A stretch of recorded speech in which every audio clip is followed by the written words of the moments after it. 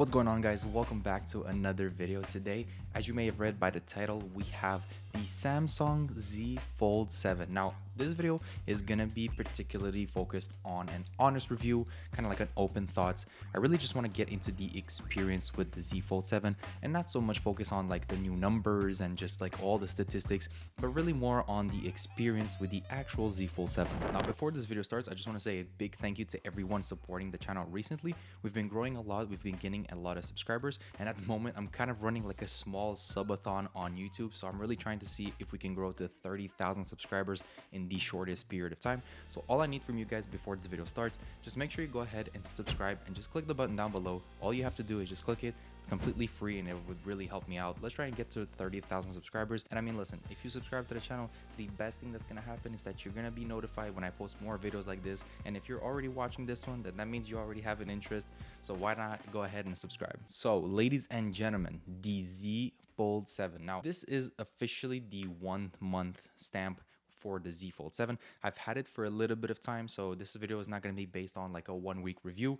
It is based on a more extensive period of time. And I mean, guys, the Z Fold 7 is quite the experience. Now, let's just address the main thing here, and I think we're going to start with the comparison between this one and its predecessor, so the Z Fold 6. So the first thing for me when it came to the actual Z Fold 6 is that I really didn't enjoy the front screen. So I'll have some b-roll of this, but the front screen just wasn't that much of like an operational front screen. I didn't really like it. I thought it was a little bit narrow. It was kind of small, but thankfully this time around with the Z Fold 7, we're getting a really nice upgrade to that. It just completely changes the front screen.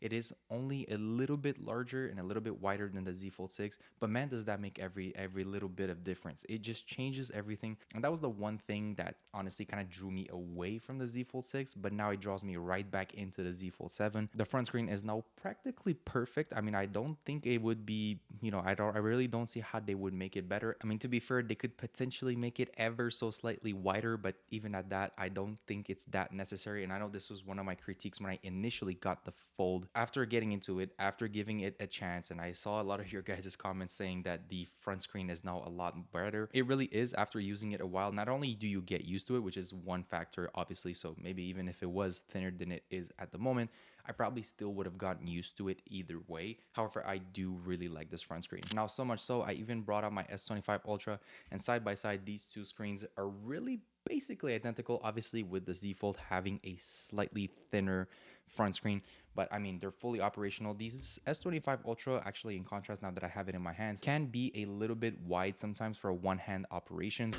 but the Z Fold 7, I mean, that slightly narrower screen changes everything and it makes it a lot more functional. Now, on the same topic of functionality from the front screen, it's really crucial that we also talk about the operation and the functionality of the Z Fold Open. I mean, listen, it's a foldable phone. That's the whole point of it. You want to open it up and use this kind of like mini tablet form. And I gotta say, man, it was already nice on the previous generations, but I really do feel like Z Fold 7, lucky number 7, this is so far Samsung's best formula of the Z Fold, and it probably is by far one of the best formulas for a fold phone on the market at the moment. Now, I know there's a lot of competitor phones like the Oppo and the Google Fold that are actually holding up really well and they're pretty decent, but I gotta say, there's something about the Z Fold 7 that really does shine. Now, if you take a closer look here, this screen is, when it's folded outwards, it is 4.2 millimeters thick, which is genuinely extremely thin. It is so razor thin. Sometimes I just catch myself, like I'll flip it to one side and it kind of just disappears in thin air.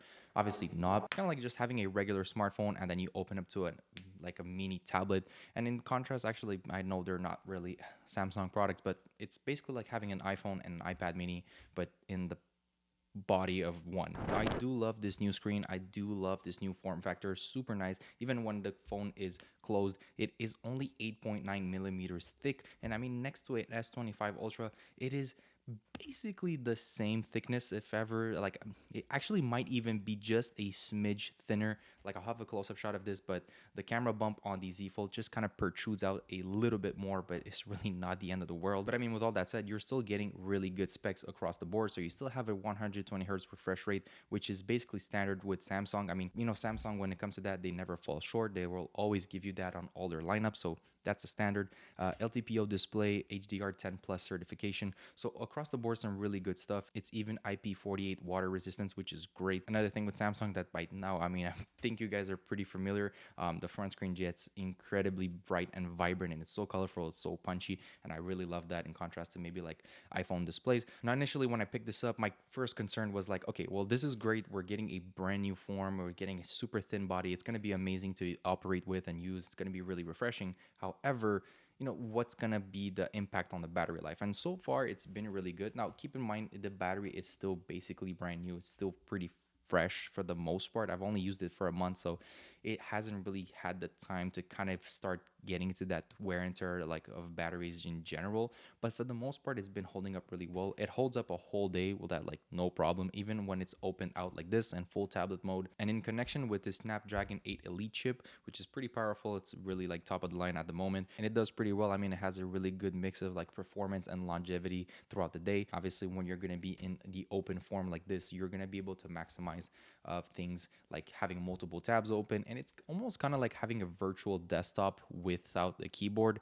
It's really interesting where you can open so many tabs and just kind of have them on left, right, up, down, middle, wherever you actually want. Now that free form factor does give you the liberty of using this big screen however you want, and that's essentially what you want to do with a Z Fold, right? So if you're in the market for a fold phone, you'll definitely realize quickly that using it in its open state is definitely the best. And I mean, obviously you would never buy a fold phone and not use the folding option. It just kind of seems a little, stupid if I can even use that word, but obviously the whole point is to use it in this form, and it's great. I mean, there's a specific scenario a few weeks ago. I had an issue with my tooth. I had mentioned it in a video, and I was at the dentist. It was like the best opportunity for me to have the Z Fold at the time. I was recording a day in the life, and it just so happened that I had the Z Fold, and it was great. I just sat down. I had to wait like probably like 30 minutes until my appointment, and I just opened up the Z Fold. I was in the open format like this, and it was just great. I was able to consume media. I was looking at some information on one hand of the screen, and on the other side I had YouTube playing, which was great. Now I do realize that we've been talking a lot about the form factor, the experience, and yes, the screen, the front screen when it's open and all these things. But when it comes to smartphones and having a portable phone, it's important to also factor in things like a camera setup. Nowadays, I mean, it just goes without saying that like every company is always trying to give you the best camera setup that they can possibly give. It's just because it's just what the market wants. I mean, consumers all across the world, whether it's like Samsung, Apple, Oppo, Google, you name it, everybody wants a crazy good camera performance. And as we all know, the ongoing war between the cameras on the Samsung and Apple is just a never ending dilemma. But I really do feel like the overall upgrade to the camera setup, not only visually does it look better than the Z Fold 6, but also performance wise, it's been holding up pretty well. I've been able to take some pretty solid pictures. I mean, in the day in the life, for example, I'll use some of that footage just because it's relatively accurate to the video. The camera quality is great. I mean, it shoots 4K, 30 FPS, 4K, 60 FPS. You can even shoot really high quality content. Your main lens is actually a 200 megapixel lens, which is great. It takes some really sharp pictures, and they're overall pretty nice. I mean, you also have returning features like, just having a normal or a warm tone to your selfies or your pictures, depending on whatever you prefer. But overall, the camera quality on this really, really thin body. Now, you guys have to remember, like, I'm saying this stuff, and you would, like a phone like a S25 Ultra, you'd be like, oh, well, naturally, that's the case. It's their flagship phone is their best they got. But when it comes to a Z Fold, I mean, you have to remember it's incredibly thin. It is designed to be folded outward. So this is how you're going to mainly use the phone. And despite its incredibly thin size, they were able to actually incorporate high quality cameras. I know it might seem a little bit kind of obvious, and this is the whole point of innovation when it comes to smartphones, but let's just not forget where we started. Just last year on the Z Fold 6, we had a good camera setup, but it just got better, not only visually, but also in performance-wise. So I gotta give it to Samsung. When it comes to this, they really hit the nail on the head. So listen, as I put the Z Fold 7 down here for a second, the experience with this phone has just been refreshing. It's nothing new, and it's not something that I can say that it's just completely changed the world for me, because like I said, I have experience with fold phones, despite not really being interested in them at the first place. When I first heard about fold phones, I kind of thought it was like a bit cringe. It was like a more like a gimmick for me. I didn't really see anything of value into it. I'm just really into kind of like phones like this, so like an S25 Ultra or a 16 Pro Max. Now, I know what you're thinking. By the time you're watching this exact point of the video, you're thinking, well, listen, this is not the only good fold phone on the market. Oppo seems to also have really good phones. and I've seen those, but they are practically just like an overseas kind of things. They're not that accessible to like US markets, so it's kind of a little harder to get. However, the Samsung, I mean, you can just go to Best Buy and buy this, so it's super accessible to practically everyone. And I gotta say, coming from the Pixel Pro Fold 2 and the Z Fold 6, this is definitely a nice upgrade. This is something that I definitely see myself rocking on a day-to-day basis because of a few things that actually just, like I said, change everything. Front screen, fully operational now. It is a lot better. It is much nicer than what it used to be on the Z Fold 6. Its overall thickness, when it's closed like this, it just feels like a regular phone. But I mean, listen, whenever you do need to fold it out and use the big screen, you just have it. It's there and it's fully functional, kind of like a portable desktop. So it's really the best of both worlds in combination with this decent sized battery, which is probably not the best on the market. I know that, but it still holds up really well for what it's worth. And the camera setup that just got some nice upgrades. It's overall a pretty decent package. And listen, if you're someone that likes to have a versatile device, you want to have the ability to be able to use a phone, but also a mini tablet and all of these things, then I mean, this is obviously the no-brainer option. I'm going to be sticking with the Z Fold 7 for a little while longer just to see how I feel about it. And if you guys are interested in seeing kind of like an updated review, maybe in like 3 months from now, I would definitely be happy to do so. Overall, Z Fold 7, man, I gotta say, for the price point, it's kind of one of the only things that I could say it's probably one of its downsides.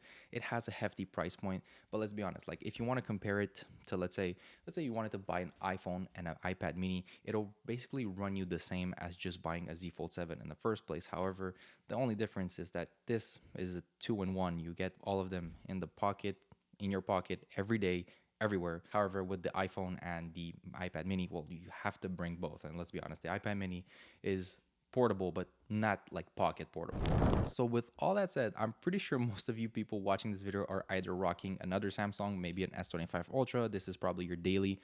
If that's the case, let me know what you think about the Z Fold 7. This is probably my favorite release so far for the year.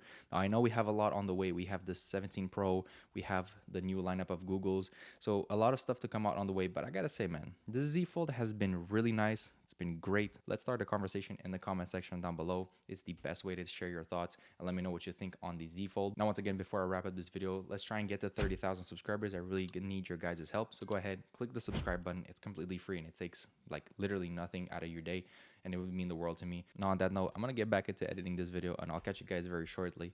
Until next time, deuces.